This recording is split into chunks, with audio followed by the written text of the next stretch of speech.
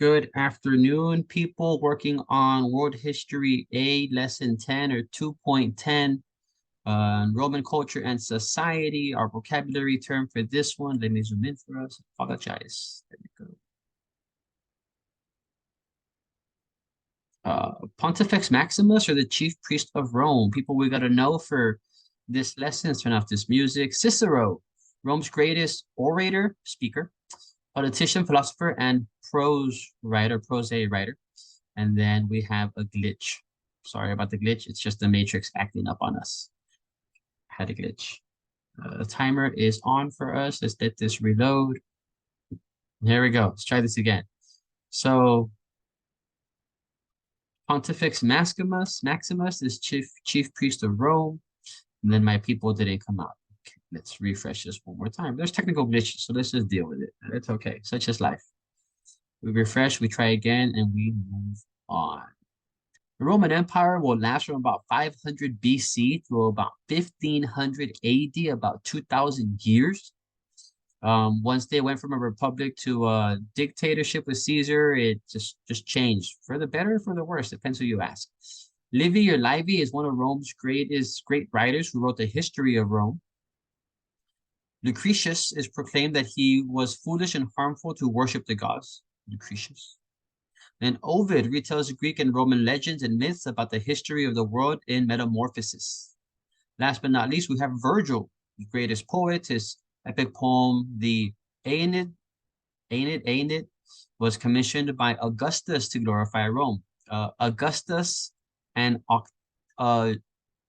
Julius Caesar, Augustus, and Octavius will become the months of July, August, and October. For those of you who did not know where we got those month names from. I bet you didn't know that. Yeah. So, Roman religion, the religious belief of the Romans had undergone many changes by the time Caesar as an emperor after Julius Caesar, became Rome's first emperor. Before Etruscan rule, Latin people worshiped spirits, much like Native Americans and Native peoples. In particular, their households would perform religious rituals in honor of their ancestors, kind of like in the story Mulan, if you've seen Mulan, and receive protection from evil. Ancestor worship helped form strict loyalties to family. Etruscan influence brought about a shift. Instead of worshiping spirits, Romans began to worship the gods of Etruscan mythology. Recall the Etruscans introduced Romans to Greek mythology. Jupiter, as the supreme ruler of the heavens, took the place of Zeus and was worshipped as king of the gods. Animal sacrifices were offered in temples by priests to please the gods. There was times in Rome where it didn't rain, so they would kill cows, lots of cows, and sacrifice them to the gods for rain, even though it was just a natural phenomenon per se. But hey, they didn't know any better. As the influence of Greek philosophy increased, another shift occurred in Roman religion. The power of the gods began to be doubted. Some, like the Roman philosopher Lucretius, proclaimed that it was foolish to worship these gods. Lucretius was a follower of Epicurus, didn't believe the gods existed. You can finish reading that one. During the Roman Republic, worship of the gods was encouraged by the government. Senators served as priests. The chief priest was governed and appointed, known as Pontifex Maximus. Typically, vocabulary terms or questions related. I think there's 12 questions for this one. But let's continue. At the beginning of the Roman Empire, Augustus called Romans to honor the emperor as a god. Emperor worshipped encouraged Romans to obey the commands of the emperors. They decided to rebel. Such the rest is history. Later on, what would happen is a Roman emperor, Constantine, would pick up the teachings of Christ, and he will make Christianity the official religion of Rome. And then due to the Roman Empire, or these maps, these roads the Romans built throughout their known world, Christianity was able to spread thanks to the apostles. That comes in a later story. Yeah. So Roman society, each house was led by its patre familias. The word patre is for father of the family. Marriage in many respects was alliance between households. Therefore, marriages were arranged by patres familias, plural for paterfamilies. In other words, people did not get to choose whom they married. They were arranged marriages.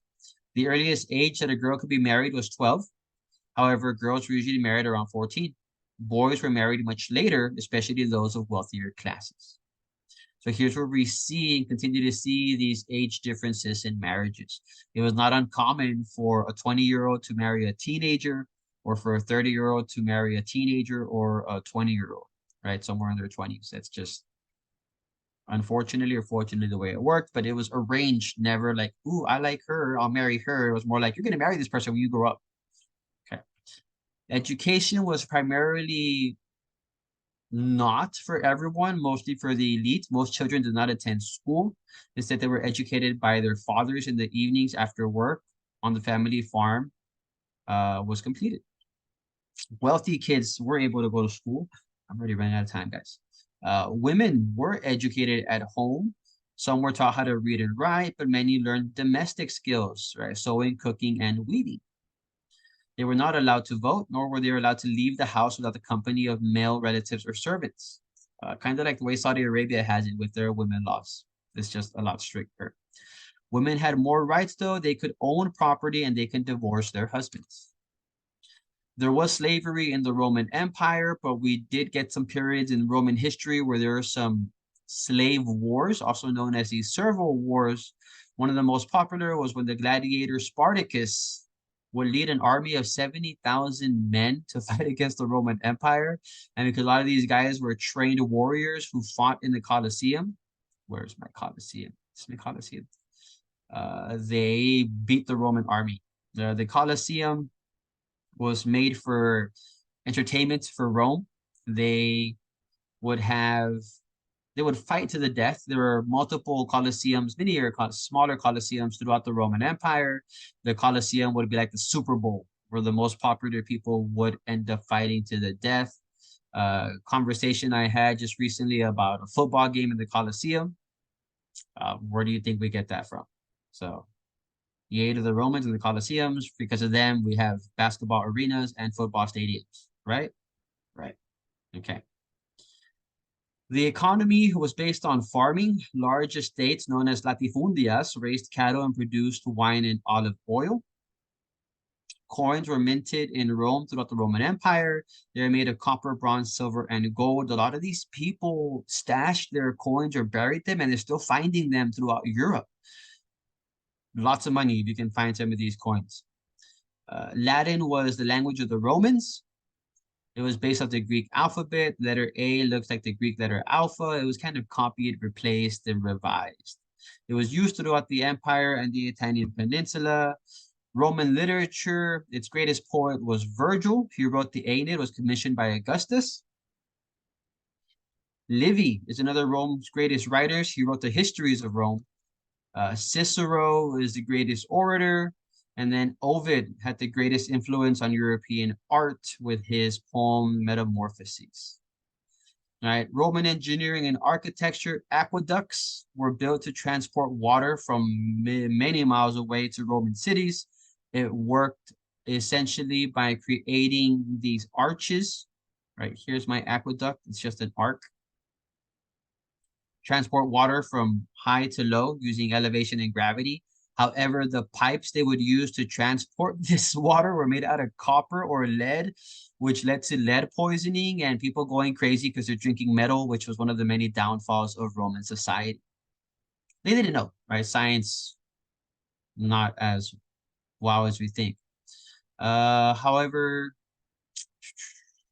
Roman games, Colosseums, the Colosseum was not the largest. The largest sporting structure, the Circus Maximus, where chariot races were held, could hold over 250,000 people. You hear that? 250,000 people compared to this 100,000 in some football games. Just calling people out. Here are some examples and items for aqueducts. Some of these Roman gladiator games. And then the interior of the Pantheon, Romans built with arches and domes, which is revolutionary. A lot of their architecture was actually built out of concrete. So that was pretty cool. They actually had a waterproof concrete. They would put concrete in the ocean and it would still remain solid and sturdy. All right, so 12 questions. I believe I take it back. 16 questions. Read through what I did not cover, although I did give you plenty of answers along the way.